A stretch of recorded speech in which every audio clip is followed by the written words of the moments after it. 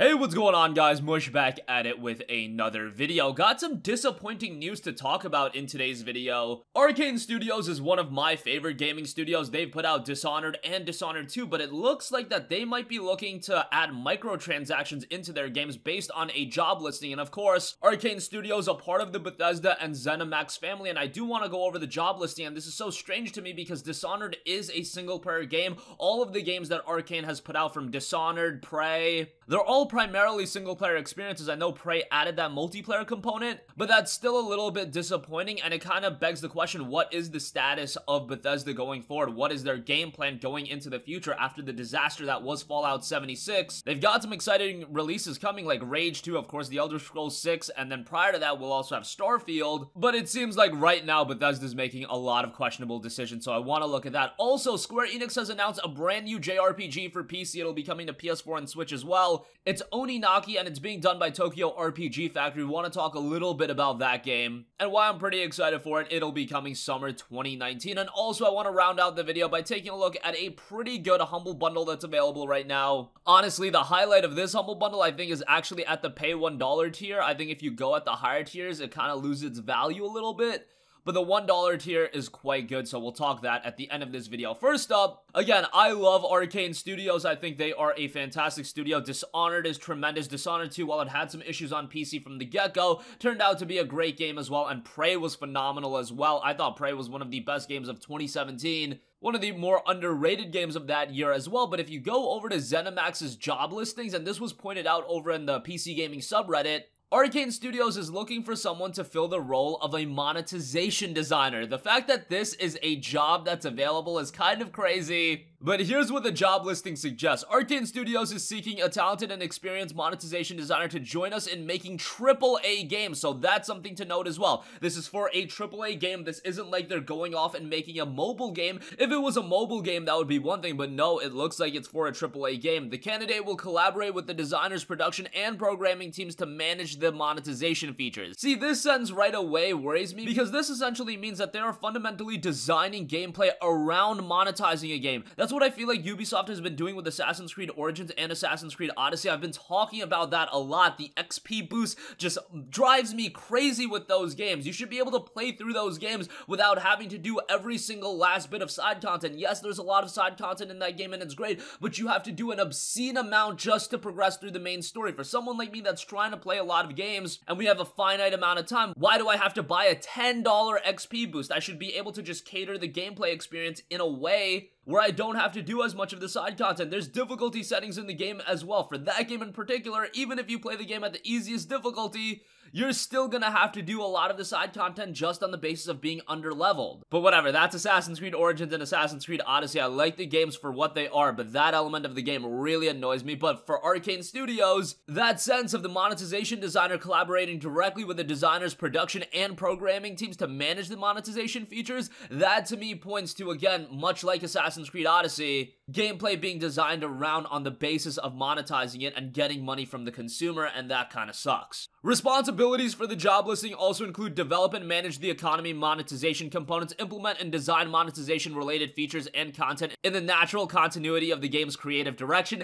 Now, yes, they list that they want to include these monetization elements naturally, but let's be real, if you include these elements just on the basis of microtransactions being included, you are hampering with the natural state of the game. Even a game like Anthem, where they've touted over and over again, hey, the microtransactions are only for cosmetic items. Well, back in the day, when microtransactions weren't as big, those cosmetic items would just be implemented as a part of the game. You would play the game to acquire those cosmetic items, so you get what I'm saying there. Also, they'll be coordinating closely with production and other departments to meet project goals, design game features that monetize and re-engage players in a consumer-friendly way. Again, they're gonna say consumer-friendly, but let's see how consumer-friendly it really is. They'll review reporting on in-game currency usage, earning, and purchasing, and they'll drive initiatives for monetizing the customer base. So yeah, that job listing is available right now, and it's from Arkane Studios, a studio that's primarily worked on single-player games. Dishonored, Dishonored 2, Prey. Could you imagine a game like Dishonored having microtransactions where you just got upgrades by paying money? That would be so disappointing. But hey, is that a future we're heading into? Is that a future for a game like a Dishonored 3 or a new Prey? I don't know, but it's pretty clear as day at this point that Arkane Studios is looking to monetize their games beyond that initial $60 price point. So that's a big story to follow right now. It's getting swept under the rug a little bit, but as the ever-evolving state of the gaming world and Bethesda as a publisher, they are changing day by day, and they have a more negative reception than I would think any time ever in the history of Bethesda. So this is something I wanted to bring to your guys' attention. Moving on from that, however, yesterday we had the Nintendo Direct. Obviously, a lot of Nintendo products shown off there, and I was impressed by some of the stuff we saw there, but one of the more interesting announcements was a game known as Oninaki. This game is coming to PC as well, and it's the latest game from Tokyo RPG Factory. Tokyo RPG Factory did I Am Setsuna and Lost Sphere, two lower-key JRPGs. They are Square Enix published titles, and Square Enix and JRPGs go hand in hand, of course. Some of the more notable JRPGs that Square Enix has done, the Final Fantasy games, Kingdom Hearts. Hopefully Kingdom Hearts 3 comes to PC at some point, but Oninaki is the latest game from Tokyo RPG Factory, and it looks to be a pretty interesting game. It tells the story of one watcher on a journey to protect life and death. Players will uncover the mysteries of life, death, and what's beyond as protagonist Kagachi moving between the living world and the realm of the dead known as the Beyond. Usually with these Tokyo RPG Factory games, they are a little bit more sublime. They do have a little bit more emotional storytelling, so that's why I'm pretty excited for this one. I also checked out the official story page on Square Enix's website, and it says this: reincarnation is the foundation of our way of life. We celebrate the lives we've been given and offer up prayers for the next. It is grief of death which shackles the living and causes the dead to stray. Indeed, there is no greater affront to reincarnation, so do we turn our grief to joy as we send off the dead, but the souls of those who held back their tears in life still need salvation in death, a duty that falls to the Watchers. They're tasked to guide the wandering souls known as the lost and serve as keepers of the living world and the beyond. The Watchers sever the bonds that tie the lost to this world and send them on to the next. They navigate the emotions of the living and dead. They prize life above all else. This is the story of one Watcher. So again, you can tell that they're trying to do some intricate storytelling here. I Am Setsuna and Lost Sphere weren't perfect games, but I thought both those games were very interesting in what they tried to go for. And Tokyo RPG Factory has been putting out games pretty consistently. I believe I Am Setsuna released in 2017, Lost Sphere released in 2018, and now Oninaki is releasing in 2019, so they're putting out games yearly. Are they big budget games like Final Fantasy or Kingdom Hearts? No, but they also do seem to be ramping up in production quality. And as a fan of Japanese RPGs, this is one that's definitely going to be kept on my radar. 迷えば生まれ変わることができない。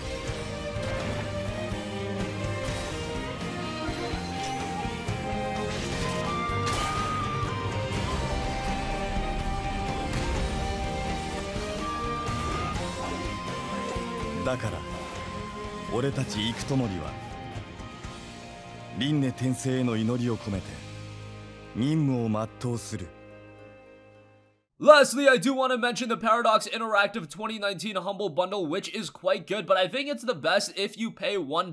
The $1 tier is really good. That'll get you Age of Wonders 2, The Wizard's Throne, Darkest Hour, A Hearts of Iron game, Crusader Kings 2, which is fantastic, and Magicka 2. So that $1 tier is really highlighted by Crusader Kings 2 and Magicka 2. To get both those games and two other games for $1 is a great deal. To beat the average is $5.64. That'll get you Age of Wonders 3, the expansion to Crusader Kings 2, The Old Gods. And then the top tier is paying $12 or more. That'll get you Steel Division Normandy 44, Age of Wonders 3 Deluxe Edition DLC, Magicka 2 Deluxe Edition DLC, and Europa Universalis for El Dorado. All of that comes if you pay $12 or more. Again, as I mentioned, I think the best idea is to just pay $1 to get Crusader Kings 2 and Magicka 2, but that's my opinion. I'll leave a link in the description box down below.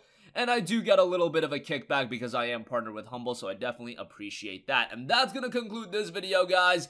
Let me know what you guys think about Bethesda and Arkane supposedly adding microtransactions into their games. Again, Arkane has mostly done single-player games. Dishonored, Prey. Prey did have a multiplayer component introduced. It was released as a single-player game. But now it does look like they're trying to monetize their games beyond that initial $60 price point. Oninaki is a brand new JRPG from Square Enix, and it's coming to PC this summer. And check out that Humble Paradox Interactive 2019 bundle. I'll leave a link to that in the description box down below. I think the $1 tier is quite good.